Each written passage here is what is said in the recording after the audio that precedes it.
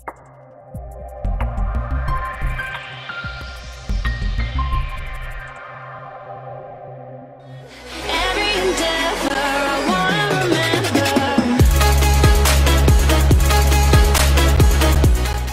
selamat berjumpa kembali dengan Pak Gianto. Pada video kali ini saya akan membahas keselamatan kerja di laboratorium sekolah, kemudian mengenal alat laboratorium, berikutnya mengenal bahan kimia, sifat dan simbolnya, serta penanganan zat kimia dan limbahnya. Oke, langsung aja kita mulai ya. Kita akan membahas yang pertama keselamatan kerja di laboratorium kimia sekolah. Ya, kita tahu laboratorium adalah tempat atau ruangan tertentu yang dilengkapi dengan peralatan untuk mengadakan percobaan, pengukuran, riset, maupun pelatihan ilmiah. Nah, kalau kita perhatikan dari gambar laboratorium, di sini ada bermacam-macam peralatan ya yang terbuat dari kaca di situ ya. Oke. Bekerja di laboratorium itu membutuhkan aturan supaya keselamatan kerja di laboratorium terjamin ya. Jadi bekerja di laboratorium dapat memicu bahaya jika tidak berhati-hati ya, sehingga memerlukan tindakan pencegahan keselamatan yang tepat. Nah, agar tetap aman ketika bekerja di laboratorium, di sini ada beberapa panduan ya. Yang pertama, pengawasan berkala. Ya, jangan melakukan eksperimen laboratorium tanpa pengawasan instruktur. Jadi kalau di laboratorium mau melakukan percobaan harus didampingi oleh guru paling tidak ya. Kemudian lakukan pengawasan secara berkala kepada para laboran. Nah, biasanya di dalam laboratorium sekolah itu ada laboran. Nah, di sini yang bertugas melakukan pengawasan biasanya adalah kepala laboratorium atau kepala sekolah bisa ya. Jadi harus diawasi secara berkala. Kemudian seleksi izin penggunaan laboratorium. Jadi tidak sembarangan menggunakan laboratorium. Jadi harus diseleksi. Berikutnya menjaga ruangan tetap steril. Jadi pastikan ruang kerja di lab steril baik dari kontaminan maupun dari barang pribadi seperti tas, jaket, dan lain-lain. Jadi harus disimpan barang-barang pribadi di tempat yang telah ditentukan dan jauh dari laboratorium, tidak boleh dibawa ke dalam lab. Nah, tidak membawa makanan atau minuman ke dalam lab. Nah, sekali lagi, no food, no drink, no cell phone, no headphone. Jadi di dalam laboratorium, hendaknya laboratorium itu juga dilengkapi dengan ruang penyimpanan barang. Ya, bisa dalam bentuk loker atau ruangan yang memang disediakan khusus yang jauh dari laboratorium. Oke.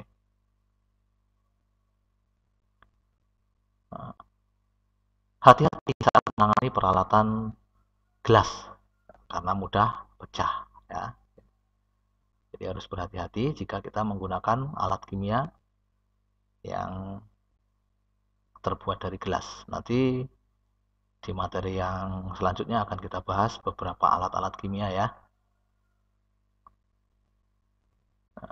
Perhatikan kondisi lab. Jangan pernah meninggalkan pembakar bunsen dan peralatan pemanas lainnya dalam kondisi menyala. Jadi jika ada percobaan sedang berlangsung ya, apalagi menggunakan bunsen tidak boleh ditinggalkan ya, karena sangat berbahaya.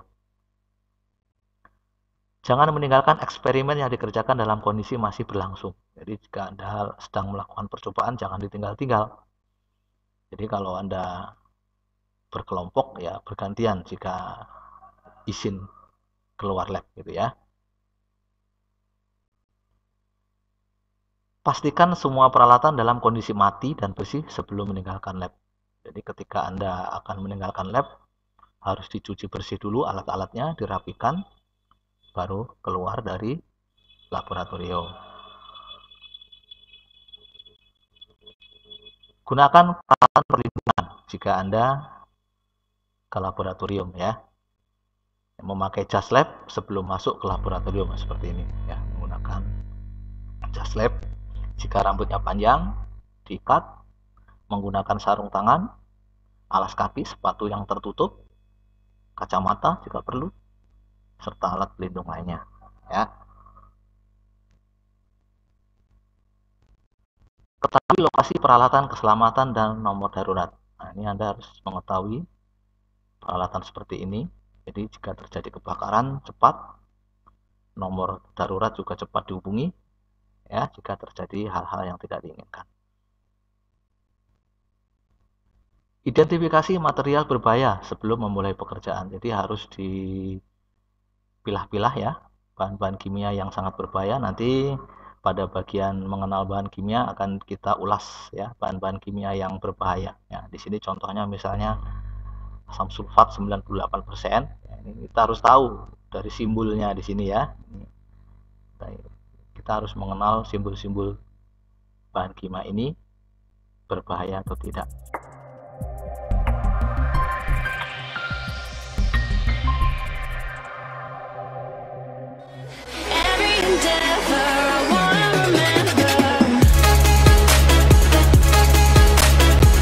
Ya, materi selanjutnya mengenal alat laboratorium kimia ya. Jadi mengenal alat-alat laboratorium kimia.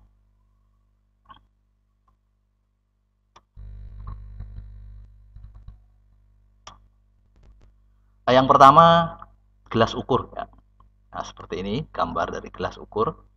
Fungsinya adalah untuk mengukur volume larutan mulai dari yang volume 10 mili hingga 2 liter ada. Gelas ukur. Berikutnya tabung reaksi. Nah, ini ada dua macam tabung reaksi ya. Di sini ada tutupnya, ini tidak ada tutupnya. Fungsinya untuk mereaksikan, menampung, dan memanaskan bahan-bahan kimia cair atau padat dalam jumlah sedikit. Nah, ini menggunakan tabung reaksi.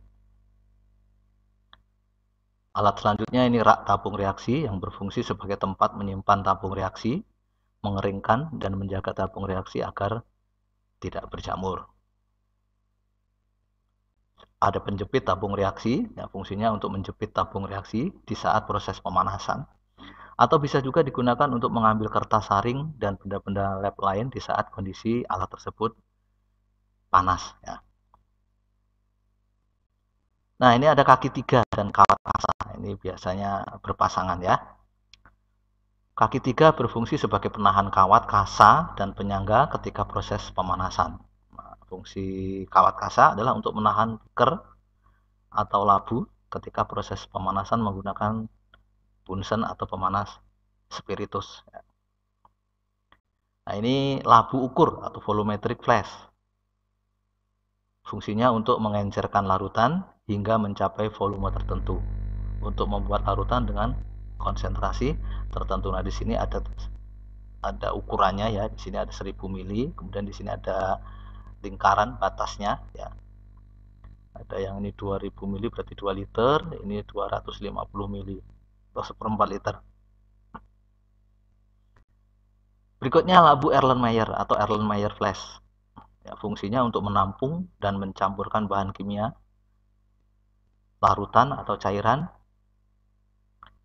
Biasa digunakan dalam proses titrasi, reaksi penetralan asam basa atau titrasi, jadi menggunakan alat ini ya.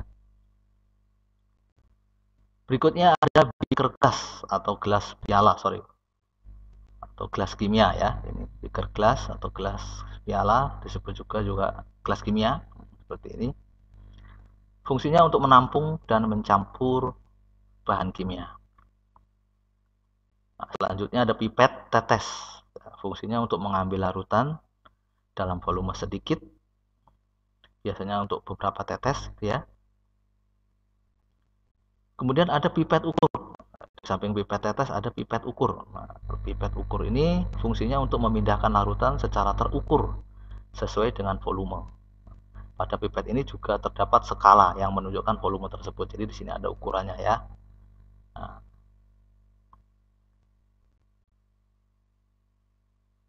berikutnya volumetric pipet atau pipet gondok. Jadi ini jenis pipet berikutnya ya. Di sini ada gelembung di tengah nih ya. Bedanya, pipet volume memiliki bagian menggelembung di tengahnya. Fungsinya adalah untuk mengambil larutan dengan volume yang tepat dan sesuai dengan label yang tertera pada bagian yang menggelembung tersebut. Jadi di sini nanti ada volumenya juga. Berikutnya plat tetes.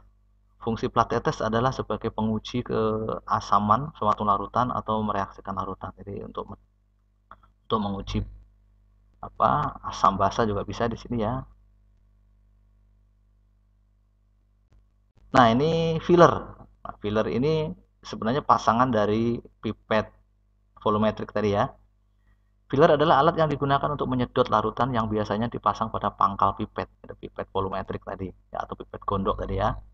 Alat laboratorium ini dilengkapi dengan karet yang resisten terhadap bahan kimia sehingga dijamin aman dan tidak mudah rusak.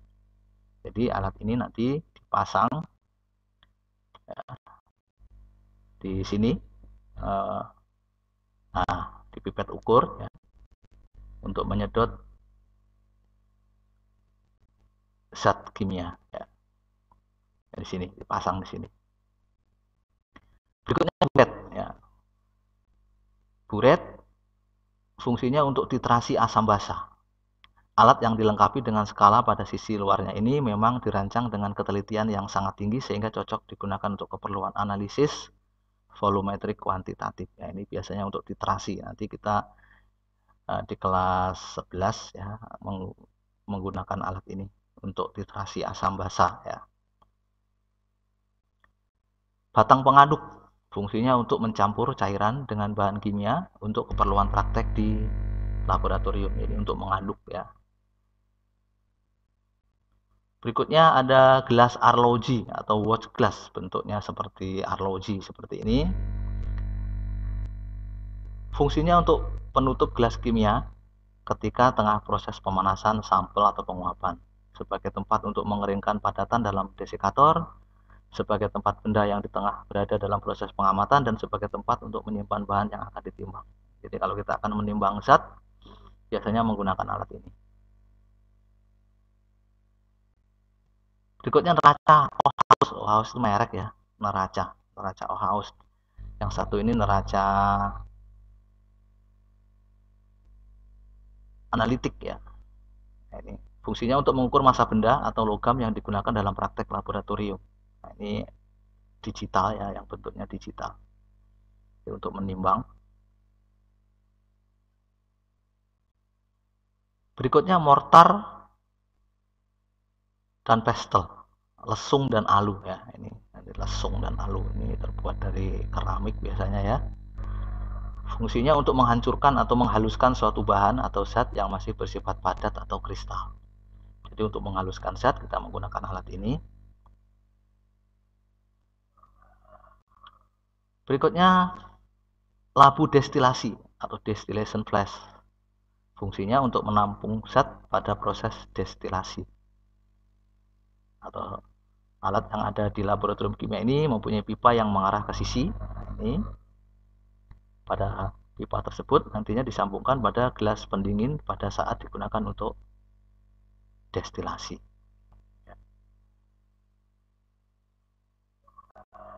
Nah, ini alat destilasi lengkap ya. Penyulingan, destilasi itu penyulingan, ini yang lengkap. Jadi alat labu tadi ini pasang seperti ini ya. Di sini ada keran air ya. Keran air, pipa penghubung, Erlenmeyer, termometer, ini statif, tempat air masuk. Ini tempat air masuk. Ada pemanasnya dan ada kondensor atau pendingin ya. Destilasi adalah proses pemisahan zat-zat berdasarkan perbedaan titik didihnya. Komponen zat yang mempunyai titik didih rendah akan menguap terlebih dahulu, sementara yang memiliki titik didih lebih tinggi akan tetap tertampung dalam labu destilasi ini. Oke. Nah, ini contoh peralatan kimia satu set ini ya. Ini ada Erlenmeyer, ada buret, ada gelas kimia, ada lesung dan sebagainya. Di sini ada tabung reaksi, lengkap ini ya, satu set.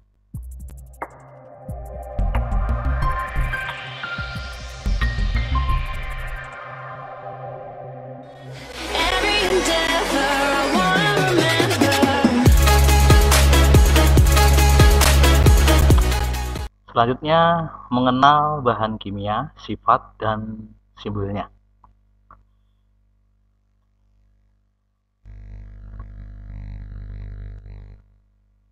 Ini ada beberapa simbol bahan kimia ya. Nanti akan kita bahas satu persatu. Yang pertama, eksplosif atau bahan yang mudah meledak. Nah, beberapa contoh bahan kimia dengan sifat eksplosif, misalnya TNT, trinitrotoluena, amonium nitrat, dan nitroselulosa. Nah, ini seperti ini contohnya. Di sini ada simbol atau gambar eksplosif ya di karungnya. Bahan ini mudah meledak. Ledakan pada bahan tersebut bisa terjadi karena beberapa penyebab, misalnya karena benturan, pemanasan, pukulan, gesekan, reaksi dengan bahan kimia lain, atau karena adanya sumber percikan api. Simbol berikutnya oxidizing atau mudah teroksidasi. Jadi bahan kimia dengan simbol ini adalah mempunyai sifat mudah teroksidasi. Jadi bahan kimia yang diberi simbol seperti gambar di samping adalah bahan kimia yang bersifat mudah menguap dan mudah terbakar melalui oksidasi atau pembakaran. Nah, contoh bahan kimia dengan sifat ini misalnya hidrogen peroksida dan kalium perklorat. Nah, ini contohnya potasium klorat ya. Di sini ada simbolnya, gambar yang mudah teroksidasi. Simbol berikutnya flammable atau mudah terbakar. Jadi bahan yang mudah terbakar ini dibagi menjadi dua jenis, yaitu extremely flammable, amat sangat mudah terbakar, dan highly flammable, yang sangat mudah terbakar ya. Nah, cairan yang mudah terbakar contohnya misalnya aseton, benzen. Nah, untuk menjaga keamanannya harus dijauhkan dari sumber api dan loncatan bunga api. Nah, ini contohnya aseton. Di sini ada simbol flammable ya. Di sini terlihat simbolnya.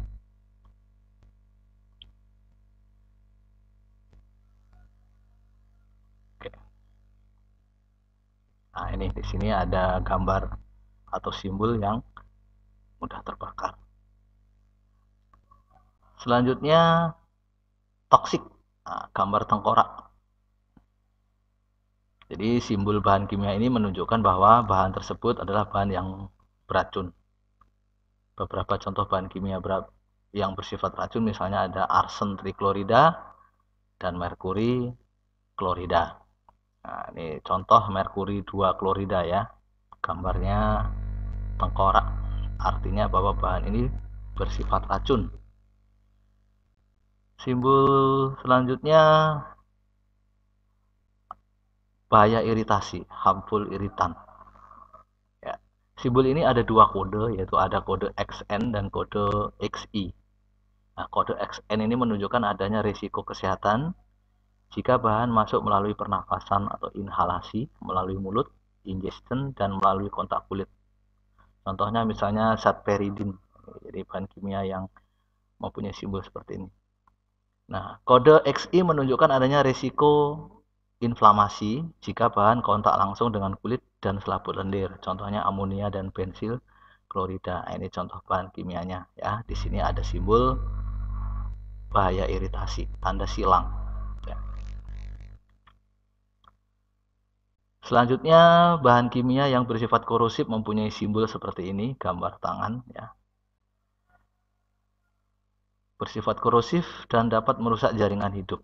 Jadi karakteristik bahan dengan sifat ini umumnya bisa dilihat dari tingkat keasamannya atau pH-nya ya. pH dari bahan bersifat korosif umumnya berada pada kisaran antara 2 sampai 11,5 pH-nya ya. Nah, ini contoh dari bahan yang bersifat korosif. Di sini ada asam sulfat ya 95%, ini ada HCl 33%. Nah, ini yang 95 sampai 97%. Jadi di sini ada simbolnya seperti ini, korosifnya artinya ya. Simbol berikutnya bahan yang berbahaya bagi lingkungan. Ya. Di simbol bahan kimia ini menunjukkan bahwa bahan tersebut berbahaya bagi lingkungan. Contoh bahan dengan simbol itu misalnya tetraklorometana, tributyl timah-klorida, dan petroleum bensin. Nah, di sini ada tetraklorometana ya. Ini ada gambar di samping bersifat beracun, dia juga berbahaya bagi lingkungan.